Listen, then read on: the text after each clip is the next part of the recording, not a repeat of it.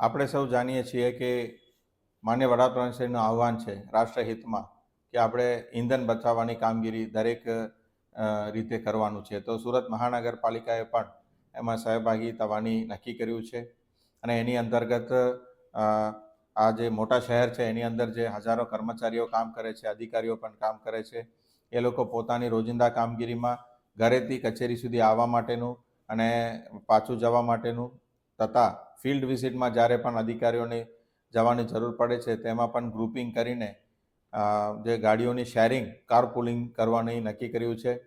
એ સાથે સાથે ઈ વ્હીકલનો વધુ પ્રમાણમાં ઉપયોગ કરવાનું પણ નક્કી કર્યું છે અને દરેક જે છે ઈંધણ બચાવવાની કામગીરીમાં જે વર્કશોપ છે વર્કશોપ માટેનું જે તેલ લેવાનું છે એમાં પણ સેન્ટ્રલાઇઝ ને ડિસેન્ટ્રલાઇઝ કરીને દરેક લોકલ કક્ષાએ એ લોકો ખરીદી કરે જેથી કરીને 1.5 કિલોમીટરનું બચત થાય એના માટેનું પણ પ્રયોગ શરૂ કરવામાં આવેલી છે.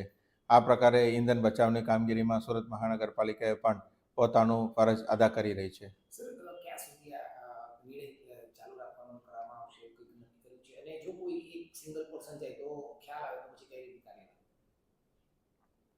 જ્યારે હું પણ સાઇટ વિઝિટમાં જાઉં છું તો મારા ડેપ્યુટી કમિશનરને સાથે લઈને જવું પડે છે, અન્ય એક્ઝિક્યુટિવ એન્જિનિયર કે અન્ય અધિકારીઓ પણ સાથે આવે છે.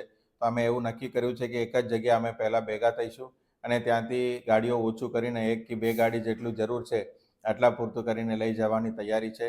એના માટે કોઈ સમય મર્યાદા નક્કી કરેલ નથી.